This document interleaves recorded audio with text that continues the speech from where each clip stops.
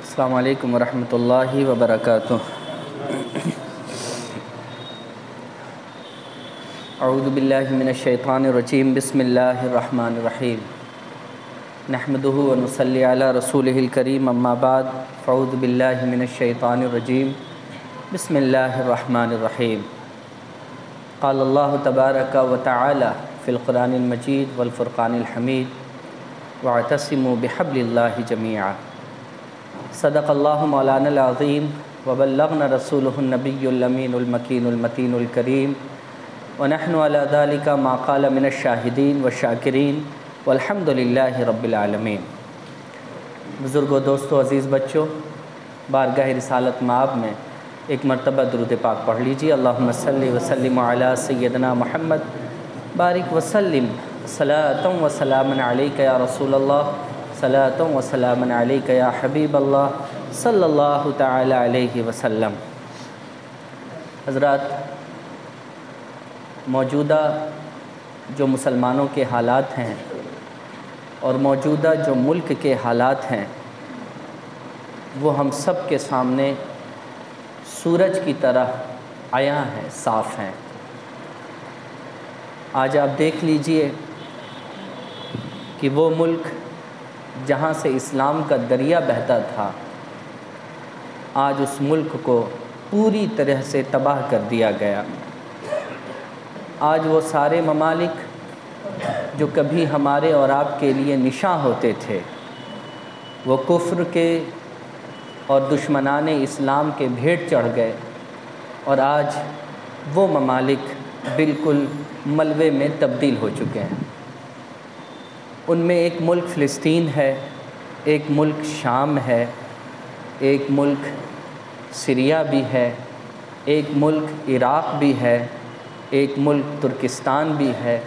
یہ وہ ممالک ہیں جو کبھی ہمارے نشان ہوا کرتے تھے، مگر آج ان ممالک کو دیکھنے کے بعد یہ پتہ چلتا ہے کہ ہم ایک گزری ہوئی تاریخ بن کر رہ گئے۔ موجودہ دور میں جو ہماری حالت ہے وہ بالکل ایسی ہی ہے کہ ہمارا نام و نشان اس صفحہ ہستی سے مٹانے کی بھرپور کوشش جاری ہے، اور لوگ اس کوشش میں کامیاب بھی ہو رہے ہیں۔ سب سے بڑی بات تو یہ ہے کہ مسلمان آج کے اس موجودہ حالات میں کیا کرے۔ مرض تو سب کے سامنے آیا ہے، بیماری سب کے سامنے ظاہر ہو چکی ہے کہ مسلمانوں کے ساتھ ایسا جو کچھ ہو رہا ہے اس کی وجہ کیا ہے۔ اگر وجہ کو ہم گنانا شروع کریں تو اپنی انگلیوں پر ہم ایسے بھی گنا سکتے ہیں کہ سب سے بڑی وجہ ہمارا آپس میں اتحاد نہ ہونا۔ آج ہم کئی فرقوں میں، کئی مسلک میں، کئی مذہب میں ہم بڑھ چکے ہیں، ہمارا آپس میں کوئی اتحاد ہے ہی نہیں۔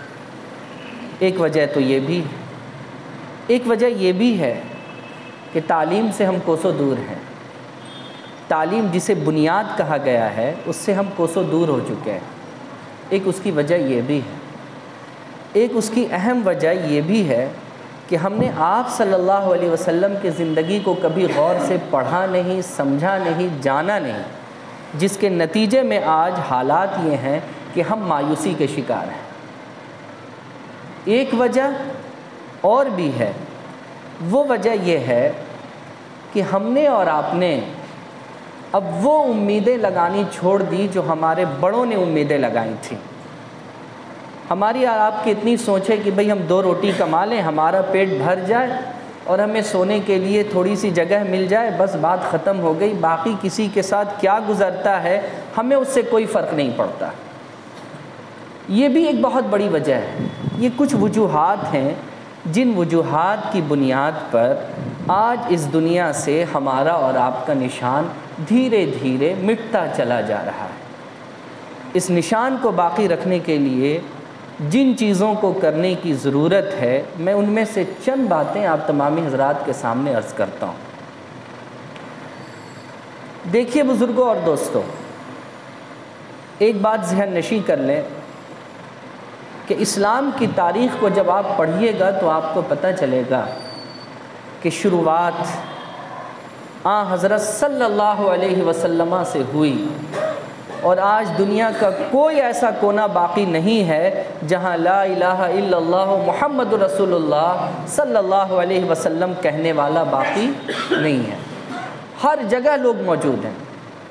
شروعات ایک حضرت صلی اللہ علیہ وسلم سے ہوئی، اور آج پوری دنیا کے ہر کونے میں حضور کے نام لیوا موجود ہیں، اس میں کوئی شک اور شبہ ذرہ برابر بھی نہیں ہے۔ لیکن ذرا سوچئے کہ حضرت صلی اللہ علیہ وسلم نے یہ کارنامہ کیسے انجام دیا، یہ کام حضور نے کیسے کر دیا۔ تنے تنہا حضور نبی کریم صلی اللہ علیہ وسلم نے اس مشن کو یہاں تک کیسے پہنچا دیا، یہ آپ کو کیسے پتہ چلے گا؟ اس کے لیے ضرورت ہے کہ حضرت اقدس صلی اللہ علیہ وسلم کی زندگی اور آپ کی سیرت کو جاننے کی ضرورت ہے کہ حضور نے یہ سارا کارنامہ کیسے انجام دے دیا، حضور نے یہ سارا کام کیسے کر کے دکھا دیا، یہ سمجھنے کی ضرورت ہے۔ دیکھیے، حالات اگر بدلنے ہیں تو مصطفیٰ کے راستے پر چلنا ہوگا۔ اگر آپ مصطفیٰ جان رحمت صلی اللہ علیہ وسلم کے راستے پر چلیں گے تو یقین مانیے حالات بدلنے ہی بدلنے ہیں، اس میں ذرہ برابر بھی کوئی کمی اور کجی کی گنجائش نہیں ہے۔ نبی کریم صلی اللہ علیہ وسلم کی مکی زندگی کو دیکھیے۔ مکہ جب آپ صلی اللہ علیہ وسلم نے اعلان نبوت فرمایا، 40 سال کی عمر میں کوہ فاران پر کھڑے ہو کر، فاران کی چوٹی پر کھڑے ہو کر جب آپ نے اعلان فرمایا کہ لوگوں اگر میں تم سے کہوں کہ اس پہاڑی کے پیچھے ایک بڑا لشکر ہے جو تم پر حملہ کر کے تمہیں مٹانا چاہتا ہے، تو کیا تم میری اس بات پر تصدیق کرو گے؟ سب نے کہا ہاں محمد صلی اللہ علیہ وسلم، ہم نے آپ کو ہمیشہ سچا پایا ہے، امین پایا ہے، آپ اگر کہیں گے تو ہم مان لیں گے کہ ہمارے اوپر ایک لشکر ہے جو چڑھائی کرنے والا ہے۔ تو نبی کریم علیہ السلام نے فرمایا کہ نہیں، میں تمہیں اس سے بھی بڑی خبر دیتا ہوں، اور اس سے بڑی خبر یہ ہے کہ میں اللہ کا پیغمبر ہوں اور مجھے ایک کتاب دی گئی ہے جس کے ذریعے تمہیں اللہ رب العزت ہدایت دینا چاہتا ہے، کیا تم میری اس بات کو مانتے ہو؟ تو اس وقت سبوں کا جملہ بدل گیا، سبوں کا مزاج بدل گیا، اور سب کے سب حضور کو برا کہتے ہوئے اپنے اپنے گھر کو لوٹ گئے۔ زمانے نے دیکھا کہ پہلی مرتبہ حضور نے جب لوگوں کو راہ راست پر لانا چاہا تو سب نے برا کہا اور سب نے منہ موڑا اور سبھی لوگ اپنے اپنے گھروں کو چلے گئے۔ یہ دنیا جانتی ہے، اسلام کی تاریخ میں یہ بات اظہر من الشمس ہے۔ اس کے بعد کیا ہوا؟ نبی کریم صلی اللہ تعالیٰ علیہ وسلم تھک کر بیٹھ گئے۔ حضور نے دوبارہ یہ کام نہیں کیا، حضور نے اور بھی طریقے اختیار کیے۔ حضور نے تبلیغ کا ایک طریقہ یہ بھی اختیار کیا کہ حضور نے جانور ذبح کیا، تمام سرداروں کے یہاں دعوت بھیجی حضرت علی کے ذریعے کہ جاؤ دعوت دو اور سب کو کہو کہ آئے دعوت میں۔ اہل عرب جب ان کو دعوت دی جاتی تھی تو وہ بغیر عذر کے دعوت سے انکار نہیں کرتے تھے، چلے آتے تھے وہ۔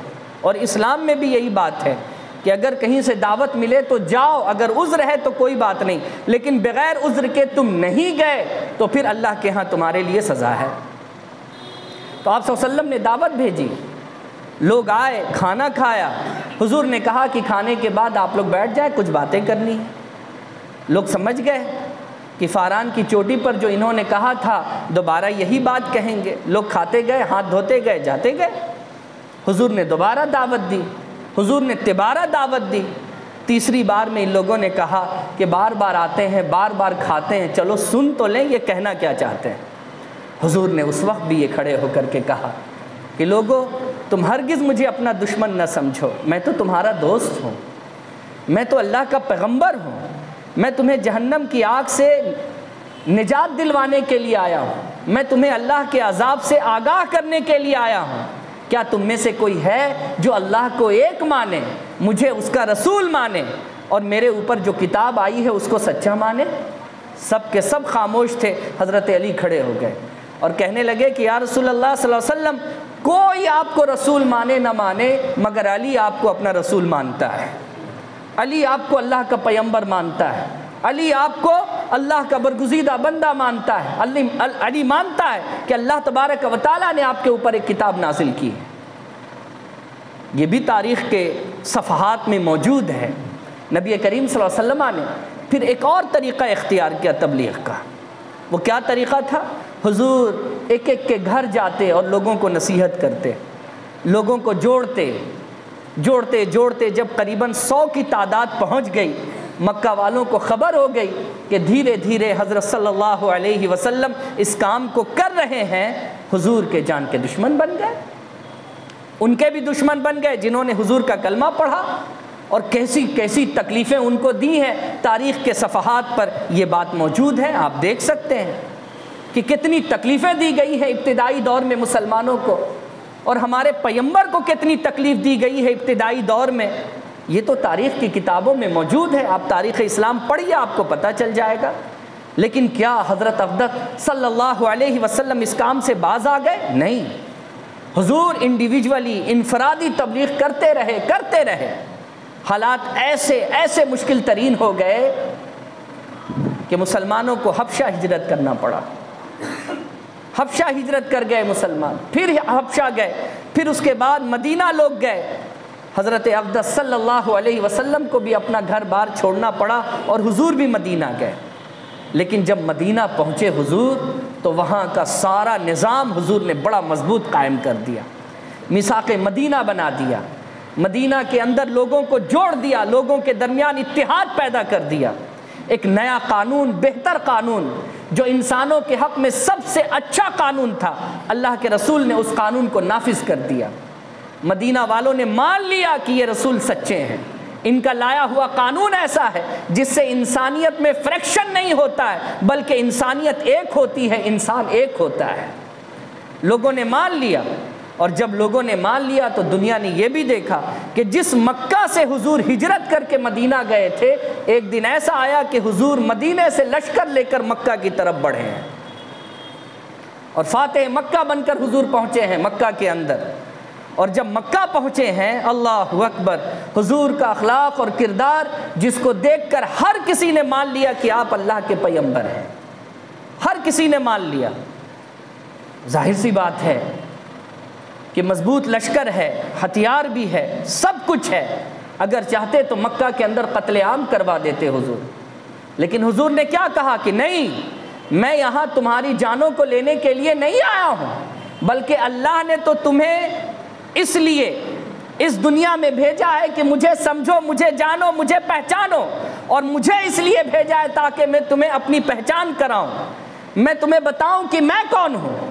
اگر تم اس بات کو مان لیتے ہو کہ میں اللہ کا رسول ہوں تو تمہارے لیے یہاں بھی امان ہے اور تمہارے لیے وہاں بھی امان ہے، تمہارے لیے یہاں بھی چھٹکارا ہے، تمہارے لیے وہاں بھی چھٹکارا ہے۔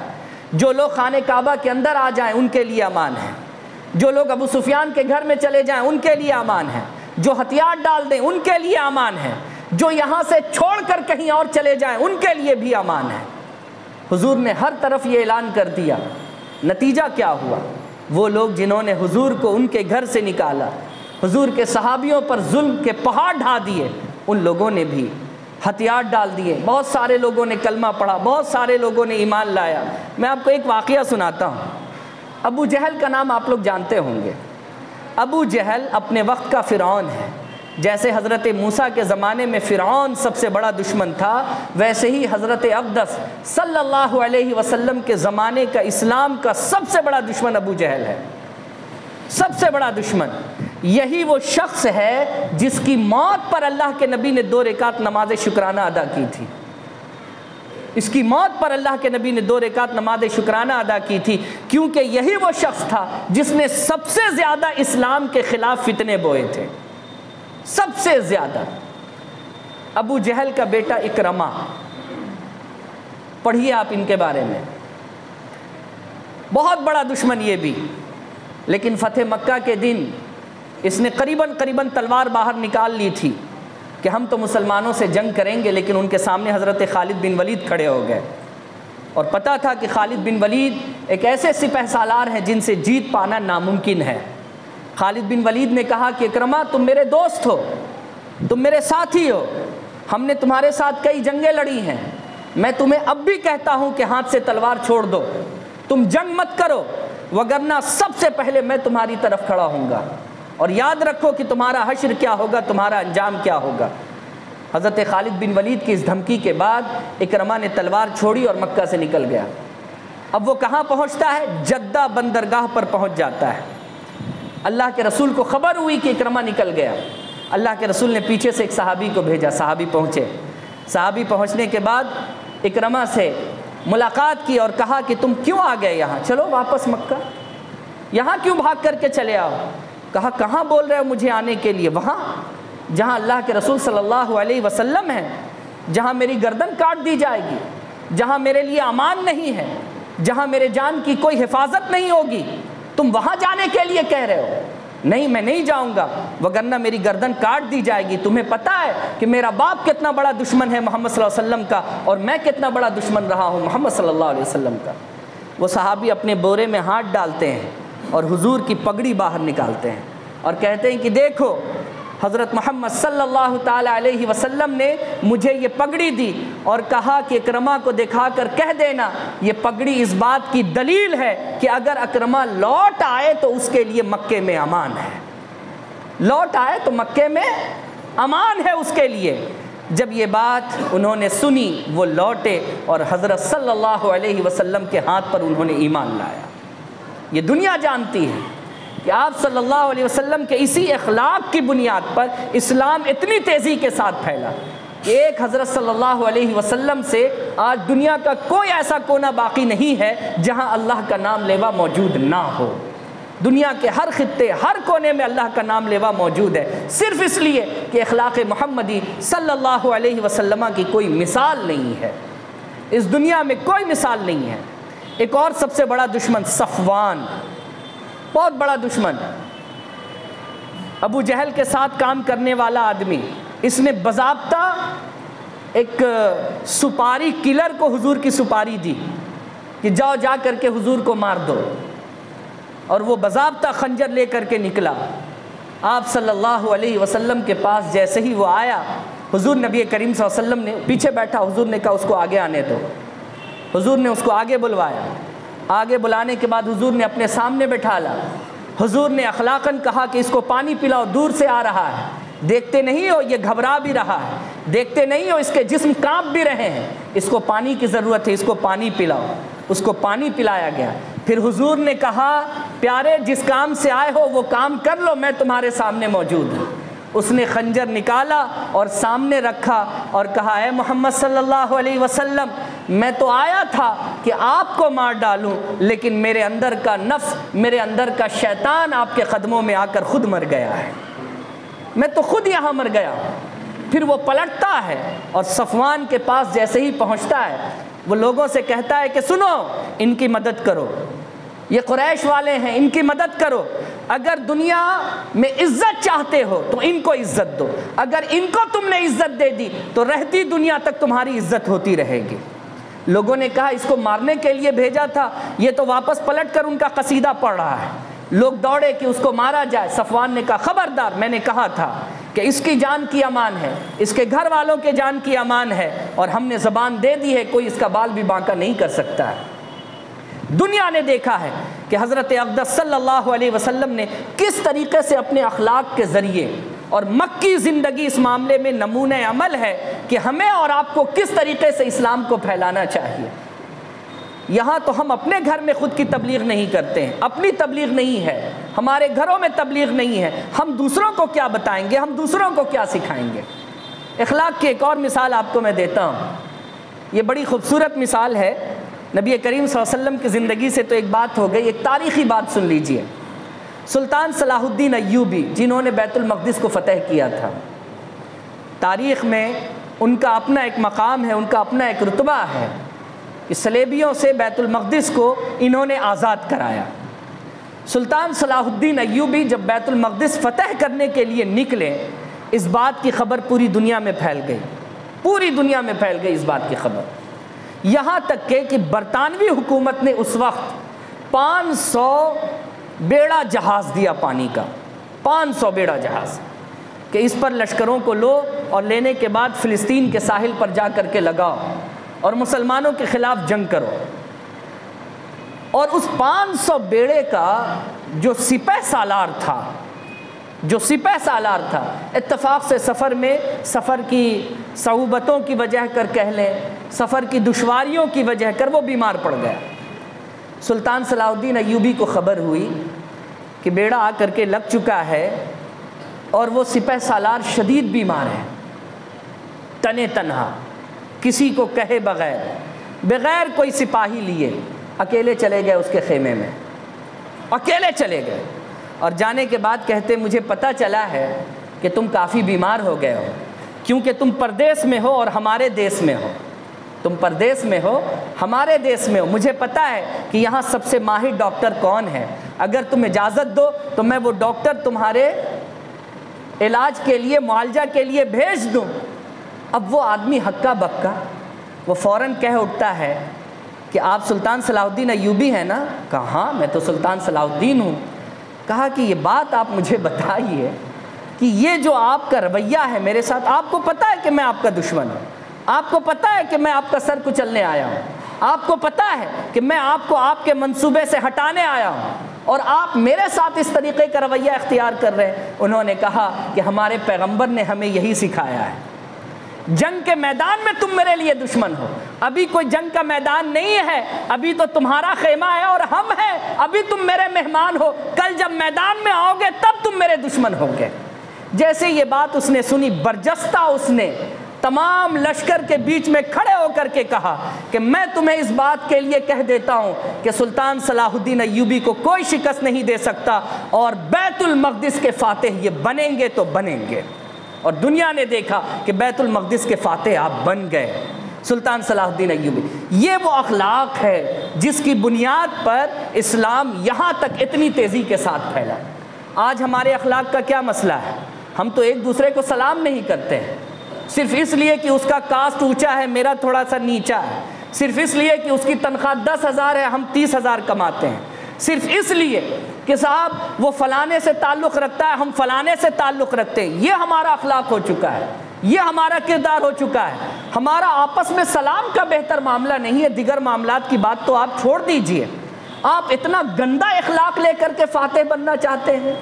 ہرگز آپ فاتح نہیں بن سکتے جب تک کہ آپ کا اخلاق بہتر نہیں ہوگا، جب تک کہ آپ کا کردار بہتر نہیں ہوگا، جب تک کہ آپ کے گفتار بہتر نہیں ہوں گے، آپ فاتح نہیں بن سکتے۔ اور یاد رکھیے، عراق، شام، فلسطین، ان تمام ممالک کی تباہی اس بات کی گواہی دے رہی ہے کہ اگر تم نہ سدھرے تو تمہاری بھی تباہی تمہارے سر پر کھڑی ہے۔ تمہیں کیا لگتا ہے کہ وہ برباد کر دیے گئے، تم بچ جاؤ گے؟ جب قومیں اللہ کے خلاف کھڑی ہوتی ہیں، اللہ رب العزت ان کا سر کچل دیتا ہے۔ آج ہمارا اور آپ کا معاملہ یہی ہے کہ ہم اللہ اور اس کے رسول کے احکام کے خلاف کھڑے ہیں، تو ہم بھی اس بات کے لیے تیار رہیں کہ ہمارا بھی سر کچلا جائے گا، ہمیں بھی پریشان کیا جائے گا، اور کیا جا رہا ہے۔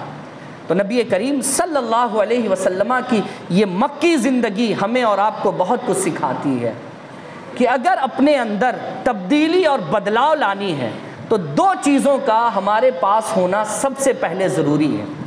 وہ سب سے پہلی چیز اخلاق، بہتر اخلاق کیجئے، بہتر اخلاق کیجئے۔ اپنی بیوی کے ساتھ بھی پیش آئیے تو اخلاق سے، ماں باپ کے ساتھ اخلاق سے پیش آئیے، بھائی بہن کے ساتھ اخلاق سے پیش آئیے، پڑوسیوں کے ساتھ اخلاق سے پیش آئیے۔ گھر سے شروعات کیجئے، انشاءاللہ باہر تک آپ کا اخلاق بہتر ہو جائے گا۔ یہ ایک چیز۔ اور دوسری چیز بزرگوں جو سب سے اہم ہے مکی زندگی میں، کہ حضرت صلی اللہ علیہ وسلم نے دعوت اور تبلیغ کا کام اپنے گھر سے شروع کیا۔ اس کام کو کیجئے۔ بدقسمتی ہے کہ ہم اس کام سے بہت دور ہیں۔ یہ کام ہمارے اور آپ کے فلاح و بہبودی کے لیے بہت ضروری ہے کہ ہم لوگوں میں دعوت عام کریں، لوگوں کو حضور کی سیرت بتائیں، لوگوں کو حضور کا کردار بتائیں، لوگوں کو تاریخ اسلام پڑھ کر کے سنائیں اور بتائیں کہ دیکھو اسلام ایسے اس طریقے سے یہاں تک پہنچا ہے۔ لیکن ہمارے یہاں تو بدقسمتی ہے کہ ہم اپنے گھر ایسی کتابیں لے جاتے ہیں جن کتابوں کے اندر یہ لکھا ہوتا ہے کہ 100 مرتبہ اگر سبحان اللہ پڑھ لو دشمن کے اوپر تمہارے لیے کامیابی ہے۔ اگر اتنا آسان ہوتا دشمن کے اوپر کامیابی پا لینا تو غزوہ بدر، غزوہ احد، غزوہ خندق، ان سب غزوات کی ضرورت کیوں ہوتی؟ نہیں سمجھے آپ؟ فلانی جگہ چلے جاؤ، تعویذ دے دیں گے دشمن تو تمہارے مٹھی میں چلا آئے گا۔ حضور سے بہتر کوئی تعویذ لکھ سکتا تھا؟ بولیے تو ایمانداری کی بات بولیے۔ لیکن وہی بات ہے کہ ہماری اور آپ کی جو سوچ ہو گئی ہے وہ اس لیے اتنی گندی اور خراب ہو گئی ہے کہ ہم اسلام کی تاریخ پڑھتے ہی نہیں ہیں۔ اللہ تبارک و تعالی ہمیشہ قرآن مجید کے اندر یہی بات کہتا ہے کہ تم جس راستے پر چلو گے ہم تمہارے لیے ادھر کے دروازے کھول دیں گے۔ تم چلو ہدایت کے راستے پر، دیکھو تمہارے لیے دروازے کھلتے ہیں کہ نہیں کھلتے ہیں۔ پریشانیاں آئیں گی، بالیقین آئیں گی پریشانیاں، لیکن یاد رکھنا سیدھے راستے پر چلنے پر جو پریشانی آتی ہے اس پریشانی میں معاون اور مددگار اللہ کی ذات ہوتی ہے، اور جب معاون اور مددگار اللہ ہو تو یاد رکھیے دنیا کی کوئی طاقت آپ کو ہرا نہیں سکتی، آپ کو گرا نہیں سکتی ہے۔ تو سب سے بڑی بات اپنے بچوں کو آج کے وقت میں یہ سکھانے کی ضرورت ہے کہ حضور کی مکی زندگی کو دیکھو کہ حضور نے کس طریقے سے اسلام کو پھیلایا، کس طریقے سے اللہ کا پیغام عام کیا، کس طریقے سے لوگوں کے دلوں پر حضور نے حکومت کی۔ یہ اپنے بچوں کو سکھاؤ، یہ نہ سکھاؤ کہ فلانے جگہ سے تعویذ لے آؤ کام بن جائے گا، فلانا تسبیح پڑھ لو کام بن جائے گا، فلانا 2 رکعت نماز پڑھ لو کام بن جائے گا۔ اپنے بچوں کو یہ تبلیغ نہ کرو، اپنے بچوں کو حضور کی مکی زندگی پڑھاؤ، حضور کی مدنی زندگی کو پڑھاؤ، حضور کی سیرت کو پڑھاؤ۔ تمہیں پتہ چلے گا کہ کس طریقے سے حضرت صلی اللہ علیہ وسلم نے اللہ کا پیغام لوگوں کے درمیان عام کیا ہے۔ آج سب سے زیادہ ضرورت اسی بات کی ہے کہ اگر آج آپ خود کو عزت والا بنانا چاہتے ہیں، سربلندی والا بنانا چاہتے ہیں، تو آپ کو اپنے اندر انقلاب لانا ہوگا، اور انقلاب لانے کا ایک ہی ذریعہ ہے، وہ حضرت اقدس صلی اللہ علیہ وسلم کی سیرت ہے۔ جب یہ چیز رہے گی تو سب کچھ بدلے گا، یہ چیز نہیں ہے تو پھر آپ کا کچھ بھی نہیں بدل سکتا ہے۔ پھر انتظار کیجئے کہ تباہی آپ تک آ کر رہے گی، تباہی آپ کو مٹا کر رہے گی، اور ایک ایسا جھونکا جس میں آپ جھونک دیے جائیں گے، آپ کا نام و نشان تک باقی نہیں رہے گا۔ میرے بزرگوں، دوستو، اور ایک بات اور کہنا چاہتا ہوں، نا امیدی کفر ہے جو قرآن کے اندر ہے، لا تقنطوا من رحمت اللہ۔ نا امیدی کفر ہے، کبھی بھی انسان کو نا امید نہیں ہونا چاہیے کہ بھئی ہم تو اب گئے، اب ہمارا کچھ نہیں ہو سکتا، ہم اکیلے کیا کر سکتے ہیں، ہمارے پاس تو کچھ ہے ہی نہیں، ہم بتائیے تو پسٹل والے سے لڑ سکتے ہیں جبکہ ہمارے ہاتھ میں ایک ڈنڈا بھی نہیں ہے۔ نا امیدی، اسے ہی کہتے ہیں نا امیدی۔ یہ نا امیدی کفر ہے، اور ظاہر سی بات ہے جب اس طریقے کی تقریریں ہوتی ہیں تو لوگ کہتے ہیں بتائیے نا مولوی صاحب بھینس لوگوں کے سامنے بن بجا رہے ہیں، نعوذ باللہ، لوگ اس طریقے کی بات کہتے ہیں کہ بتائیے تو لوگ کیا کر سکتے ہیں، ہم لوگ کیا کر سکتے ہیں، 200 روپے ڈیلی کمانے والے ہم لوگ کیا کر سکتے ہیں اسلام کے لیے۔ اس طریقے کی باتیں کہہ کر مسلمانوں کا منوبل کمزور کیا جاتا ہے، گرایا جاتا ہے اس کا منوبل، جبکہ ایسی بات نہیں ہے۔ یاد رکھ لیجئے بدر کا میدان اس بات پر گواہ ہے کہ مصطفیٰ نے چھڑی دی تھی، اور چھڑی لینے والے صحابی تلوار اور برچھی اور بھالا رکھنے والے دشمن کے سامنے جب کھڑے ہو گئے چھڑی چلاتے تھے، گردنیں اڑ جاتی تھی۔ دنیا نے دیکھا ہے اور یہ تاریخ میں موجود ہے، اس کو بدلا نہیں جا سکتا ہے۔ یہ امید تھی اللہ اور اس کے رسول کی ذات پر۔ آپ جہاں ہو، جس جگہ پر ہو، اگر آپ کام کرنا چاہو گے تو آپ کے قدم کو کوئی روک نہیں سکتا ہے۔ آپ تھوڑے سے میں ہی سب کچھ کر سکتے ہو۔ اگر آپ کے اندر حضرت ابراہیم جیسا ایمان اور جذبہ ہے تو ہر آگ آپ کے لیے گلزار بن سکتی ہے، ہر آگ آپ کے لیے گلزار بن سکتی ہے، لیکن جذبے کی ضرورت ہے حضرت ابراہیم جیسا، وہ جذبہ ہونا چاہیے۔ اور دنیا جانتی ہے کہ 7ویں صدی ہجری میں تاتاریوں نے مسلمانوں کے ساتھ کیا کیا۔ مسلمانوں کے سروں کے کھوپڑیوں سے جو ہے وہ مینار بنا دیے گئے، لیکن اسی صدی کے آخر میں مسلمانوں نے تاتاریوں کے ساتھ کیا کیا دنیا یہ بھی جانتی ہے، کہ جن کے بارے میں تاتاریوں نے کبھی سوچا نہیں تھا کہ ہل چلانے والے، بھیڑ بکریاں چرانے والے لوگ اس طریقے سے ہمارے اوپر مسلط ہوں گے۔ آپ پڑھیے یہ سلجوقی کون تھے، آپ پڑھیے یہ خلافت عثمانیہ قائم کرنے والے یہ کون لوگ ہیں۔